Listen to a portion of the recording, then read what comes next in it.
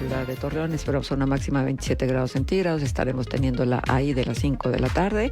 Y hay una humedad relativa en el aire del 54%. Y hay una sensación térmica que es igual a la temperatura que marca el termómetro. Para mañana sábado, a los que están planeando ya el sábado, 29 la máxima, 15 la mínima. Quédense con nosotros, tenemos la agenda llena y vamos a empezar.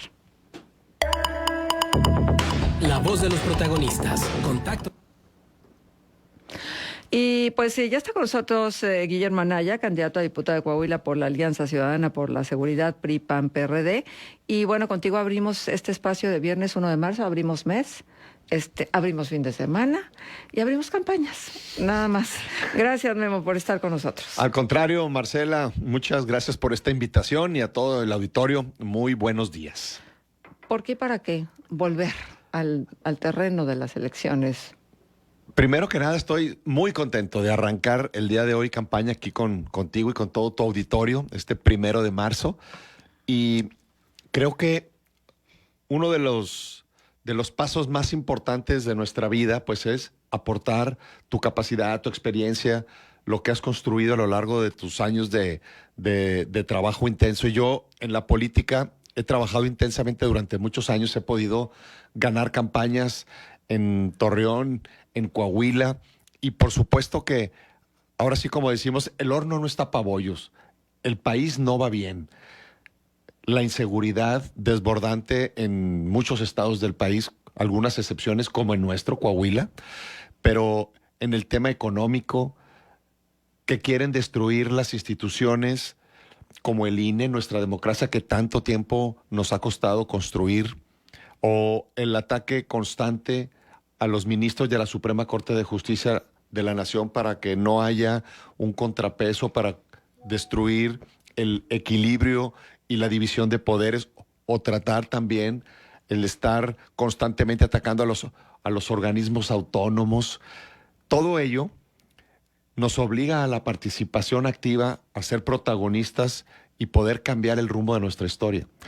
Porque está en nuestras manos, Marcela, el poder llevar a un mejor rumbo en nuestro país, para dejarle un mejor futuro a nuestros hijos, para que tengamos tranquilidad, para vivir sin miedo, para que cuando las mujeres salgan a las calles sean respetadas, estén tranquilas, para que haya mejores oportunidades. Y algo muy sensible, diría yo, el tema de la salud, para que haya medicamentos, para que regrese el seguro popular, para que regresen las estancias infantiles para las jefas de familia, para que regresen estos apoyos para acabar con la pobreza y la miseria que hoy está desbordante de nuestro país. Memo, si tú tuvieras que hacer un análisis de qué consideran los ciudadanos o los electores lo más reprobable de la clase política, ¿qué sería? Las mentiras, pues, la corrupción, el no decir la verdad. Yo creo que la falta de honestidad es algo que se reprocha no solo en Torreón, en Coahuila o en México, sino en el mundo, pues, ¿no? Y hoy que tenemos al alcance, no como hace no mucho tiempo, 10 años para acá, que tenemos las redes sociales, que cada uno es un reportero, cada uno tiene su historia, cada uno está viviendo el momento a momento, y entonces pues eso lo hace más complicado. Y la verdad, eso, yo creo que estos cambios, dentro de toda la convulsión de las redes sociales, son cambios para bien, el estar expuestos todo el día de lo que haces, para qué haces, de lo que tienes que ser congruente, lo que piensas, lo que dices y lo que haces. ¿Qué crees que la gente piensa de ti, Memo? Yo me considero una persona muy trabajadora, muy congruente de lo que acabo de platicarte, lo que pienso lo digo y lo que digo lo hago, y que a lo largo de mi trayectoria he tratado de hacer las cosas bien. Cuando fui alcalde de la ciudad de Torreón, transformamos Torreón para bien, dejamos deuda cero, fue una de las ciudades más seguras de nuestro país, la segunda ciudad más segura junto con Aguascalientes, y yo siempre he tratado de estar cerca de la gente, de escuchar a la ciudadanía y estar cerca de los problemas para poder resolverlos. Estás en una madurez tanto personal como política, y con esta madurez que se supone que hay de por medio, ¿Cuál sería la mayor responsabilidad que tiene alguien que nos va a representar a todos? ¿Cómo voy a saber que tú me vas a representar, aunque yo no vote por ti porque no estás en mi distrito? Sino finalmente llegas al legislativo y ahí están todos y todos deciden por todos los mexicanos.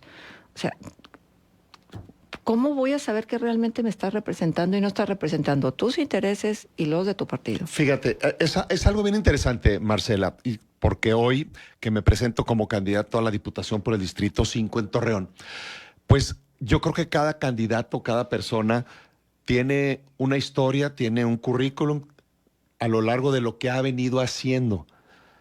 Y te voy a poner varios ejemplos de cómo he tratado de ayudar, de cómo, con base en la experiencia y la capacidad para poder realizar las cosas junto con los diferentes sectores de la sociedad, hacemos cosas que impacten en Torreón. Cuando fui diputado local, empezamos a trabajar sobre cambiar las tarifas eléctricas aquí en la ciudad de Torreón, porque estábamos en una tarifa muy alta, la 1B, es decir, las tarifas eléctricas se miden con base en el calor de las zonas. Y aquí estábamos en una zona donde teníamos la 1B y trabajé para que se hiciera un cambio de tarifa a la 1C, y esto representó para toda la ciudadanía de la comarca lagunera un cambio de tarifa que era alrededor del 35% de un ahorro solo con el cambio de 1B a 1C. O por ejemplo, cuando fui senador de la República, yo fui presidente de la Comisión de Seguridad Social y estuve trabajando intensamente con, primero, hacer una gran reforma en materia del ISSSTE para que los trabajadores del Estado tuvieran afores, para que pudieran tener ahorros y para que las comisiones, estas fueron iniciativas que fueron aprobadas. Cuando tú tienes un afore, cuando tú tienes un ahorro para tu pensión, los que tienen hoy 25, 30, 40, hasta 50 años o 55, pues esto como que lo ven muy lejano. Pero luego poco a poco a las personas que nos escuchan, que tienen 65 para arriba, pues ya empiezas a ver el tema de tu jubilación. Bueno, pues ahí presenté iniciativas que fueron aprobadas para la reducción de las comisiones que te cobran las afores por administrar tus ahorros. Y esto pues es precisamente un beneficio directamente a tu bolsillo. O, por ejemplo, cuando fui presidente de la Comisión de Seguridad Pública, que estuvimos viendo que hoy ya no existe, para que el Subsemun, en aquel entonces que se creó con los gobiernos de Acción Nacional, tuvieran mayor presupuesto los estados y los municipios para capacitación, para armamento, para proximidad, para tener mayor seguridad, para brindarle a los ciudadanos tranquilidad y paz. Hoy eso se destruyó. Hoy tenemos el tema de las pensiones también, un tema que abordar para los adultos mayores, para que tengan mayores beneficios. Es decir, a la pregunta concreta, pues hay que revisar la historia, lo que se ha hecho en cada uno de nosotros, para que hablen la experiencia y la capacidad, para que puedan tener la confianza para votar por nosotros. ¿Cuáles de las, o cuáles de las 20 reformas constitucionales, 18, 2 legales, ¿no? Que mandó el presidente Andrés Manuel López Obrador recientemente al legislativo, ¿con cuáles de ellas estás de acuerdo? Habrá que revisar y modificar el tema de pensiones, un poco de lo que hablábamos aquí. El tema de pensiones es un tema recurrente. Y no solo en México, en el mundo. ¿Por qué? Porque la pirámide se está invirtiendo, es decir, hoy la gente es más longeva, hoy hay gente cada vez más, la pirámide se va invirtiendo y no hay fondos que alcance. Y para ello hay que hacer una reingeniería en el tema de pensiones para que te alcance cuando te jubiles, para que tus ahorros realmente sirvan para que tú puedas vivir dignamente cuando te jubiles, cuando ya estés en una edad que no puedas trabajar. Esa es, yo creo que, si no es que la única que hay que revisar y meterle mano al tema de pensiones para nuestro país. Yo creo que es la única. ¿Todo lo demás, nada? Yo creo que no. Sí, va en torno a destruir las instituciones, por ejemplo, el Poder Judicial. Eso es inviable, imposible.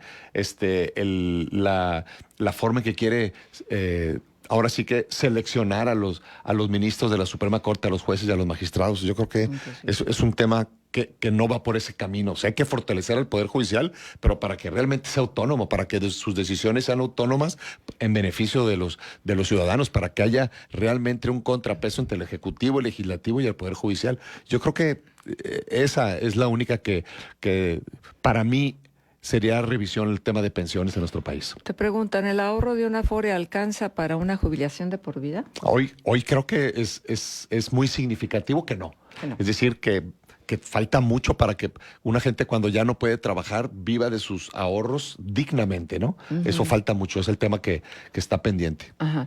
Y ahora, ¿tú ya tienes propuestas específicas? Sí, tenemos una plataforma legislativa, Perfecto. es decir, que se presenta en la coalición. Yo soy candidato por la coalición Fuerza y Corazón por México, que representa el PAN, el PRI y el PRD, donde tenemos una plataforma común que presentamos ante el INE y que vamos a estar constantemente platicando. Un poco lo delineé. Alguna de las propuestas es, por supuesto, el fortalecimiento al Poder Judicial para que sus decisiones sean autónomas y realmente las decisiones sean robustas y no esté, como el día de hoy, siendo asediado por el Poder Ejecutivo porque no está a su servicio. O, por ejemplo, en el tema del medio ambiente, es un tema recurrente también, porque veníamos avanzando como el mundo, como los compromisos que tenemos internacionalmente y de repente se le puso un freno de mano y se retrocedió enormemente en la generación de energías limpias, porque además de contribuir al medio ambiente, vamos a contribuir a la economía, es decir, hoy nuestro país necesita generar energía para atraer inversiones. Hoy que estamos en este tema, sobre todo Coahuila, el nearshoring, es decir, la regionalización de las empresas, necesitamos generación de energía y generación de energías limpias. El tema del agua es un tema recurrente en nuestro país, que va a venir una crisis brutal que no ha sido atendida como debiera, y sobre todo aquí en la comarca lagunera. Es un tema que me preocupa y que nos preocupa porque a pesar de que hay un proyecto donde, pues en un principio se dijo que se iban a invertir alrededor de 4,000 millones de pesos, pues ya va más del triple. Que nadie sabe bien, acierta procesos y etapas de la construcción de agua saludable, que todos los días vemos cómo el objetivo que se trazó en un principio, que fue el año pasado, es decir, en diciembre del 2023, que se iba a inaugurar y que vinieron a inaugurarlo, pero hoy no tenemos agua y que va a ser un tema recurrente y que necesitamos legislar para que en todos los hogares haya agua, en que haya agua limpia y que todos podamos tener este vital líquido. Y para eso se requieren también no solo reformas legales, sino presupuesto. El diputado federal, una de nuestras principales funciones, es decir, una función exclusiva del diputado federal es el presupuesto de egresos. Los diputados y los senadores tienen, la mayoría de las funciones son conjuntas, es decir, la Cámara de Origen y la Cámara Revisora, pero una función exclusiva de la Cámara de Diputados federal es el presupuesto de egresos. Y yo creo que hay que reconducir el presupuesto de egresos, porque las obras que hoy necesita la población para que haya pensiones, de lo que hablábamos, para que haya medicamentos, para que haya salud, que hoy deberíamos estar muy contentos porque el sistema de salud, dijo el presidente, que hoy, 1 de marzo, íbamos a estar como el de Dinamarca. Y yo les quiero preguntar a los que nos escuchan si van al seguro, si los atienden bien, si tienen medicamentos gratuitos. El 50%, Marcela, de los mexicanos está en el seguro social, donde faltan medicamentos, donde faltan médicos para atención. Pero el otro 50% de los mexicanos no tienen seguro social. Y entonces no tienen ningún acceso a la seguridad social. Para eso era el Seguro Popular. Por eso es el regreso del Seguro Popular con asignación de recursos, que es una facultad exclusiva del diputado federal. Es algo de las propuestas que voy a estar a lo largo de 90 días, 3 largos meses, estar difundiendo y platicando con los diferentes sectores de la sociedad. ¿Cómo se sostiene una campaña de 3 meses, Memo? Pues mira, fíjate, no nada más en función de los recursos económicos, sino hasta en la propia energía de los candidatos y de los equipos de los candidatos. O sea, ¿cómo sostiene? Es una larga campaña, sí, porque para mi distrito, el 5º distrito, aquí en Torreón, pues es igual que para Xóchitl, que va a recorrer todo el país en 3 meses, en 90 días. Entonces, sí es una larga campaña donde voy a estar tocando puertas, donde voy a tener mucho contacto con el ciudadano, donde voy a estar saludando, escuchándolos, mirándolos a los ojos, porque yo creo que un poco de lo que platicábamos al principio, pues el político hay que sentirlo, somos de carne y hueso y tenemos virtudes, defectos, pero lo más importante es escuchar al ciudadano para poder atender las necesidades que están surgiendo todos los días en una colonia, en una comunidad, en una familia. Y bueno, voy a estar muy cerca de la ciudadanía en estos 3 meses, en estos 90 días. Muy bien. ¿Le va a costar al elector la boleta donde las alcaldías va PAN solo y diputaciones, senaduría va con la alianza? ¿Le va a costar? Pues habrá que explicar, sí, ciertamente, Marcela, es decir, yo soy candidato de una alianza nacional, PAN, PRI, PRD, Fuerza y Corazón con México, que encabeza Xóchitl Gálvez a la presidencia de la República, que no tengo la menor duda de que vamos a ganar la presidencia de la República, porque Xóchitl es una persona con una amplia sensibilidad y una gran capacidad, una inteligencia enorme, que conoce el país, conoce la problemática y que vamos a remontar y que vamos a venir de menos a más para que la ciudadanía nos tenga confianza para involucrarlos en esta gran campaña ciudadana y que luego el 2 de junio, que esta es la fecha tan importante que tenemos todos los mexicanos, darnos cita para ir a votar, pues con Xóchitl al frente vamos a llevar por buen puerto esta campaña. Y luego empezará el mes que entra, es decir, pues a principios de abril, básicamente las campañas a las alcaldías donde ahí no hay alianza, ciertamente. Muy bien, Memo, pues a trabajar, ¿no? A trabajar intensamente, mi querida Marcela. Estoy yo muy contento y muy entusiasmado para que podamos recorrer las colonias y tener contacto con los diferentes sectores de la sociedad. Sí, dedicarse a la política es trabajo y hay que trabajar. Lo que pasa es que luego hemos visto muchos casos en donde no se asume como un trabajo, sino se asume como un premio de la lotería. Y la verdad es que ojalá que ustedes, la clase política, entienda el hartazgo que han generado la sociedad a lo largo de tantos años. Así es, y esto solamente se puede solucionar con la participación de la gente.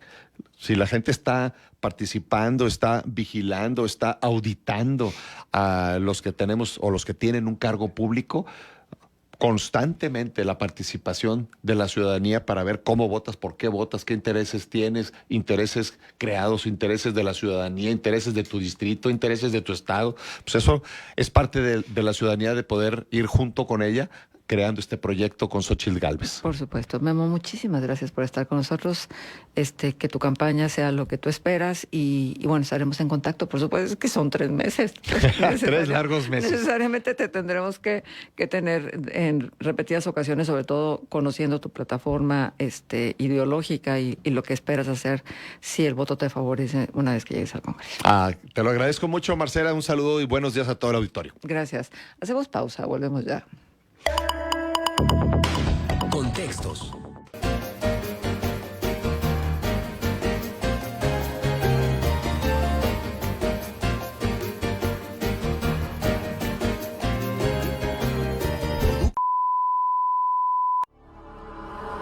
Ahora, una nueva forma de estar comunicados. Más libre, más inmediata, más puntual, 24/7, todo el día y la noche, todos los días de la semana, actualizados, comprometidos, renovados, con acento en lo regional, notas exclusivas y plumas que conoces.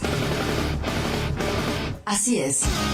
www.noticierosgrem.com.mx www.noticierosgrem.com.mx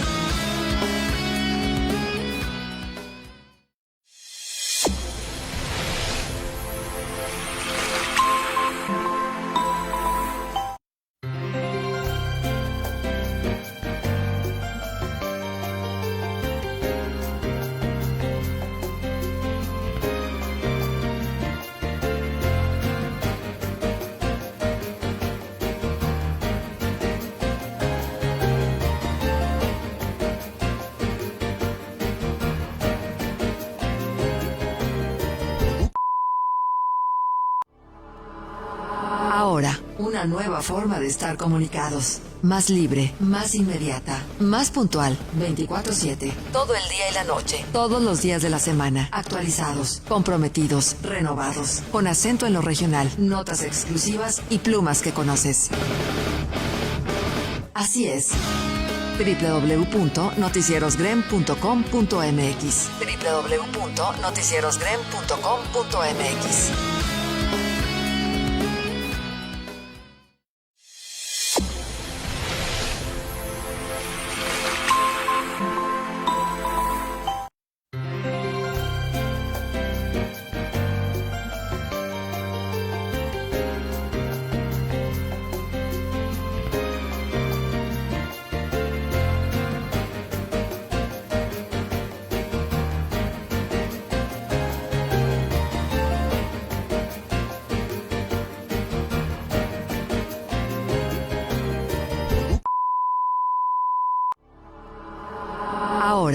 Una nueva forma de estar comunicados. Más libre, más inmediata, más puntual. 24/7.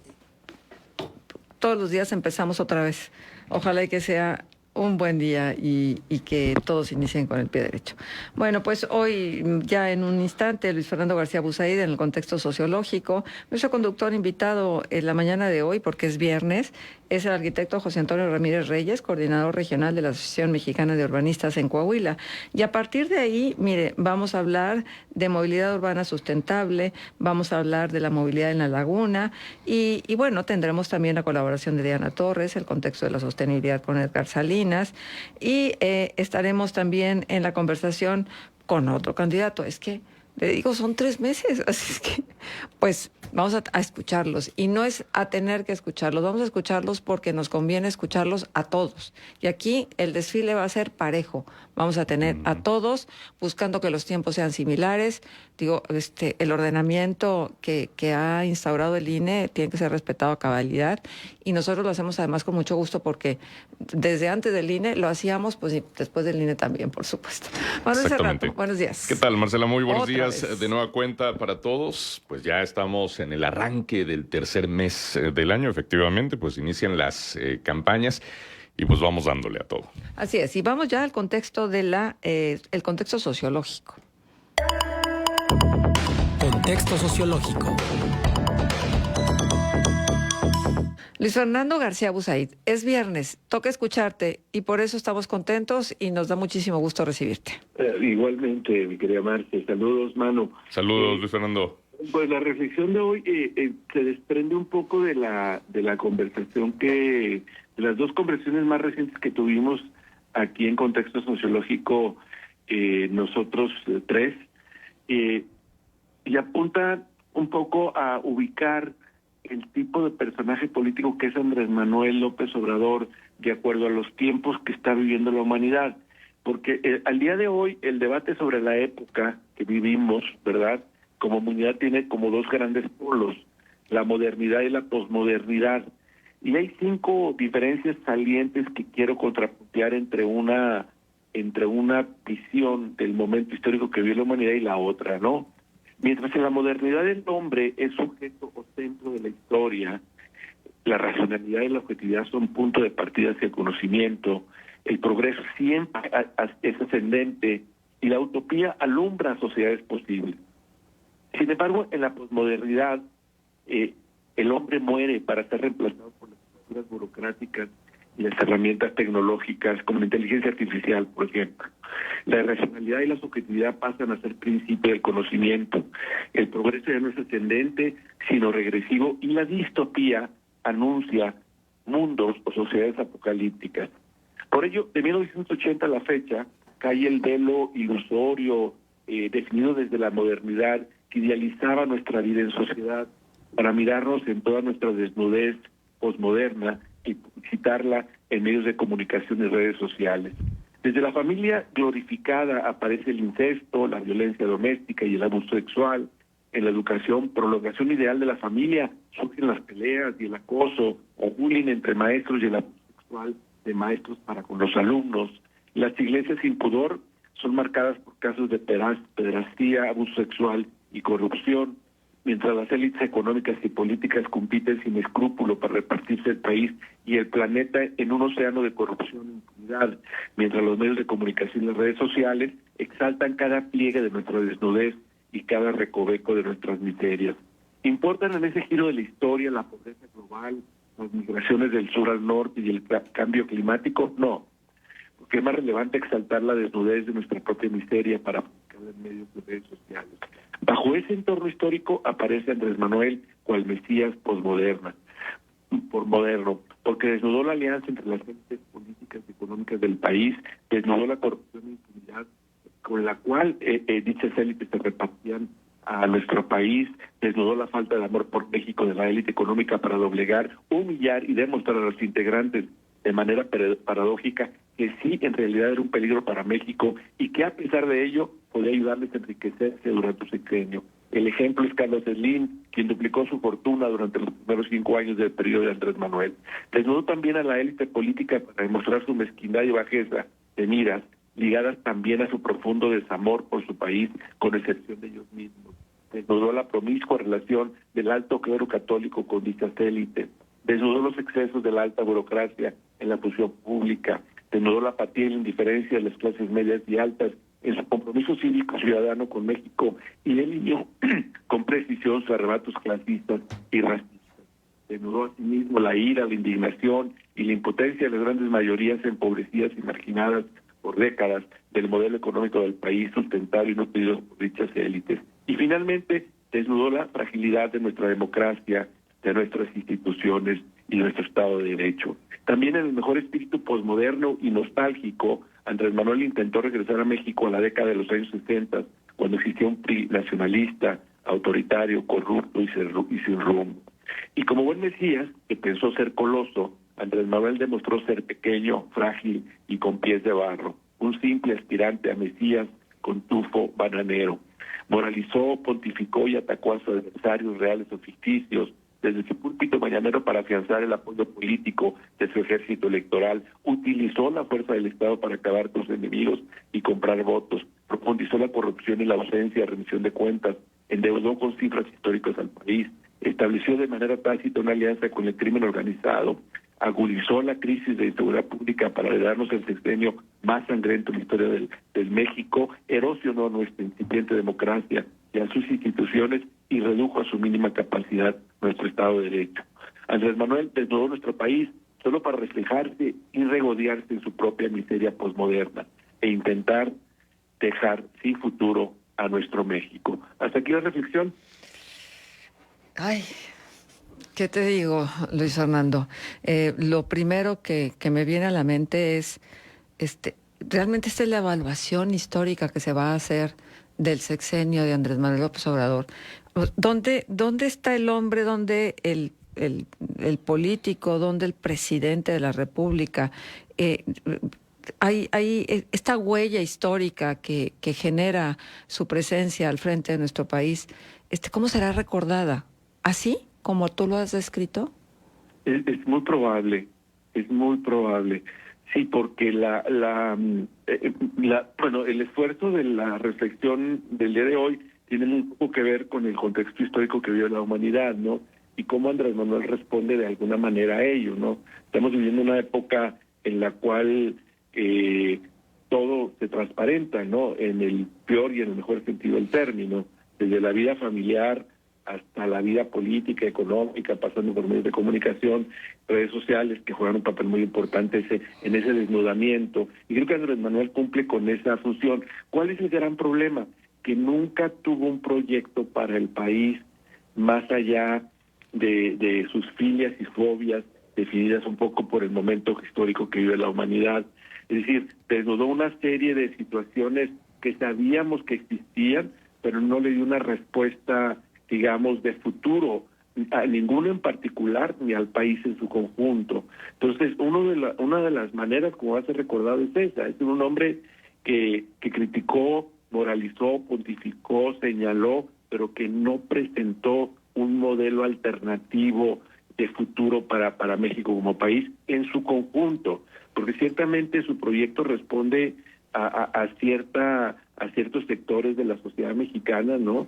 Que más preocupados por la política están preocupados por su supervivencia diaria, ¿no? Y de muchas maneras han logrado anclar esa necesidad, pero también ese resentimiento, ¿no? Para visualizar un proyecto de futuro más destructivo que constructivo en todos los sentidos de la palabra. Y no hablo única y exclusivamente de la democracia, hablo de la economía también, hablo de la vida en sociedad, que está terriblemente polarizada y que va a ser un poco el legado por el cual va a ser recordado. Es decir, yo no sé si él, yo creo que no, pero él hubiera querido que nos recordáramos como era un gran prócer de la patria que había contribuido a una transformación tan profunda como las personas que uno menciona, en el caso de Hidalgo, Morelos, Benito Juárez, Francisco y Madero, Lázaro Cárdenas, y no va a ser el caso. Ciertamente Claudia pudiera en un momento reescribir la historia en ese sentido, pero en el mediano largo plazo no va a ser recordado de esta manera Andrés Manuel López Obrador. Si acaso va a ser recordado como el gran destructor de del México moderno, ¿no? Ujú. Luis Fernando, en el caso, por ejemplo, de la gente de la que se rodeó el presidente, que bueno, las primeras grandes bajas o bajas importantes de su gabinete, pues el hoy fallecido exsecretario de Hacienda, Carlos Ursúa, también en su momento Germán Martínez, que renunció al IMSS con una carta también pues bastante crítica, incluso más extensa que la de Ursúa. Ursúa señalaba que había discrepancias en la forma de conducir ciertas decisiones en el país, que además se estaban imponiendo en la Secretaría de Hacienda a personas que no tenían el perfil técnico ni el conocimiento para desempeñarse allí. En el caso de Germán Martínez, pues manifestó discrepancias en cuanto a los proyectos que había para el IMSS, que no estaban pensando en la derechohabiencia. Y bueno, pues a final de cuentas el tiempo les dio la razón a ambos, sobre todo en estas postrimerías ya del sexenio. Es muy notorio que ni en política fiscal, hacendaria, ni en cuestiones del sistema de salud, que se ha deteriorado muchísimo. En ese sentido, la gente de la que se rodeó el presidente Luis Fernando, ¿qué tanto ha colaborado a que se tenga esa imagen en esta recta final del sexenio de lo que fue, digamos, el trabajo de este gobierno federal? Sí, mira, él inicia su sexenio con varios grupos políticos, por así decirlo, que de alguna manera ejercían un contrapeso al interior de la gente más cercana a Andrés Manuel. Estaba el grupo de Alfonso Romo, que de alguna manera estaba ligado al empresariado, al alto empresariado mexicano.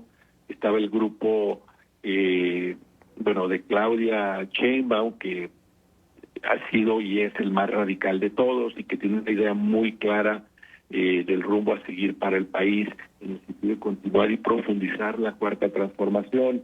Es decir, había varios grupos, ¿no? Pero conforme avanza el tiempo, el grupo, el ala dura, ¿verdad? Que incluye también al vocero oficial de Andrés Manuel en este caso, ¿no? Jesús Ramírez Cuevas, fue desplazando a los otros grupos. Y de una manera u otra Andrés Manuel está radicalizando su postura respecto a sí mismo y al país. Y en ese sentido estamos viendo lo que observamos en las postrimerías de su sexenio, un Andrés Manuel radicalizado, sin preocupación alguna por respetar la mínima forma política y legal. Ahí está el caso reciente cuando publica el número telefónico de la corresponsal o del responsable del New York Times de manera sin ninguna preocupación, y cuando se le cuestiona dice es que por encima de la legalidad está la autoridad moral del presidente, cosa terriblemente absurda y preocupante. Bueno, esa radicalización tiene que ver mucho con el hecho de que finalmente el grupo más radical, que es el de Claudia Sheinbaum, ¿no?, termina por controlar el entorno del presidente. Si te pones a pensar, se va desplazando Ursúa, Romo, eventualmente Scherer también, su consejero jurídico, gente de mucha gran cercanía, pierde la lucha contra el fiscal, y eventualmente queda el grupo de Claudia, que es el que ha, reitero, radicalizado la visión de Andrés Manuel respecto a sí mismo y al futuro inmediato del país, ¿no?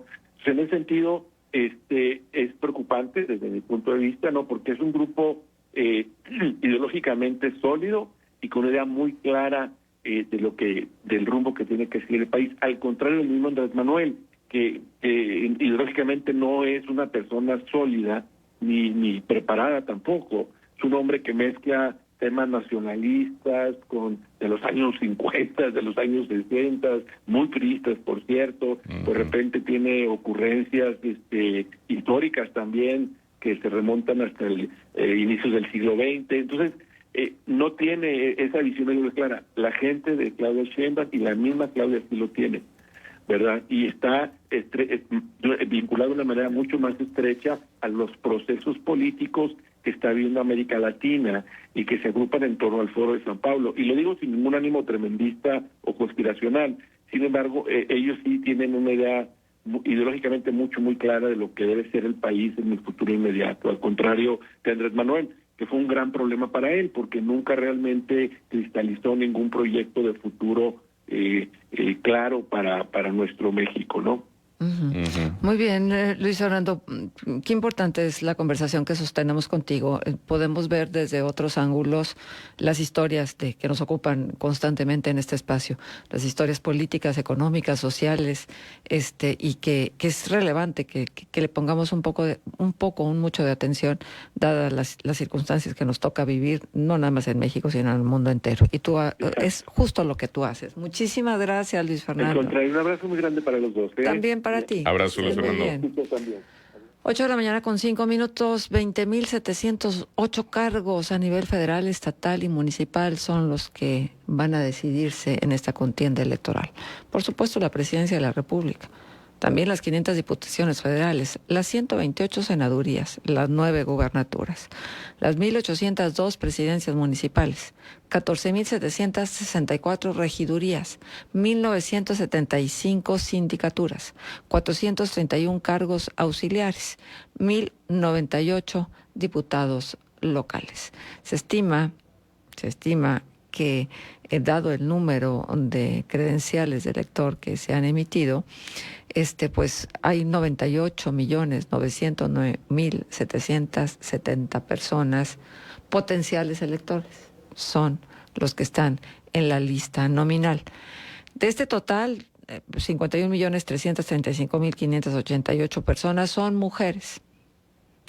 Mujeres, escuchen. Voy a repetirlo. 51.335.588 personas somos mujeres. ¿Qué quiere decir?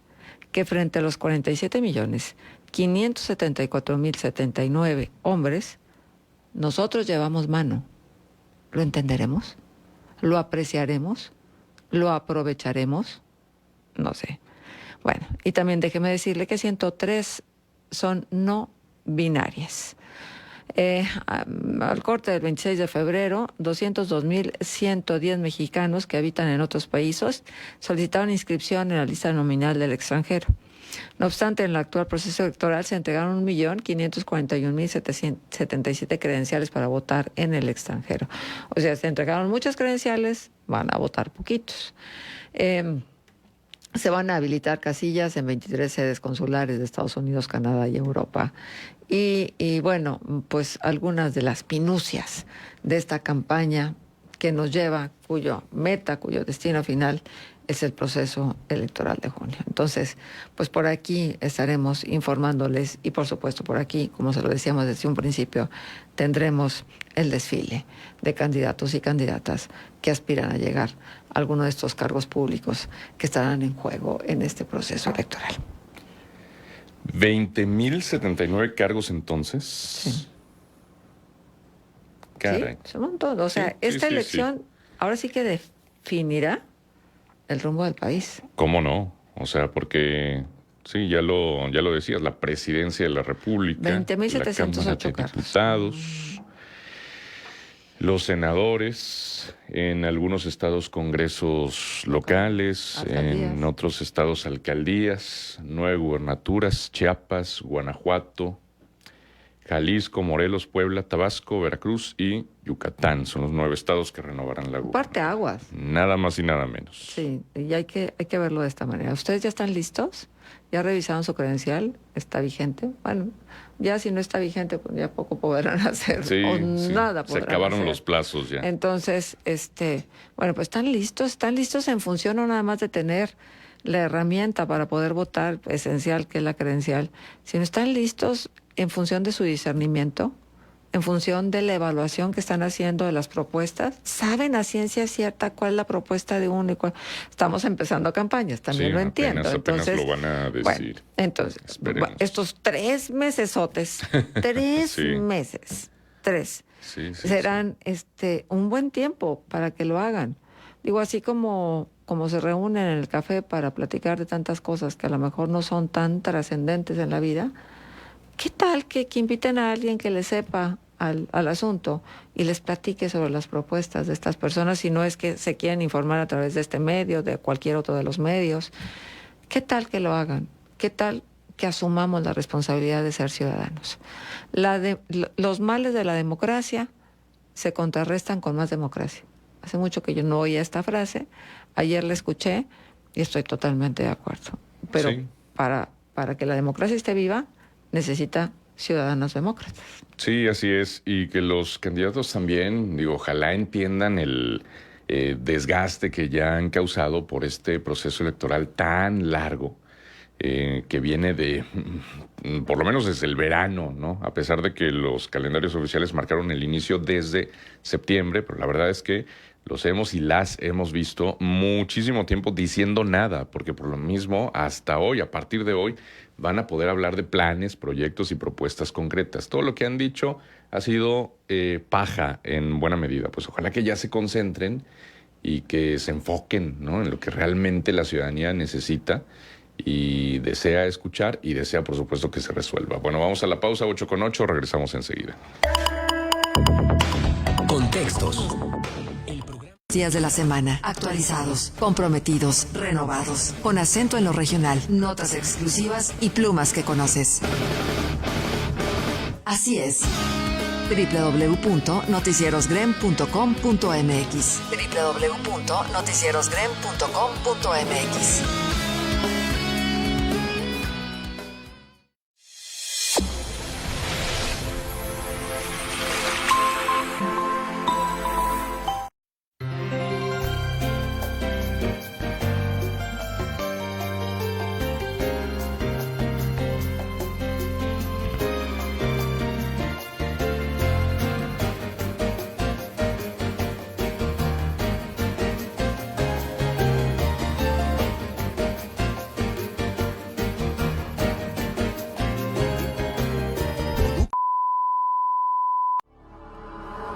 Ahora, una nueva forma de estar comunicados. Más libre, más inmediata, más puntual, 24/7. Todo el día y la noche, todos los días de la semana. Actualizados, comprometidos, renovados, con acento en lo regional, notas exclusivas y plumas que conoces.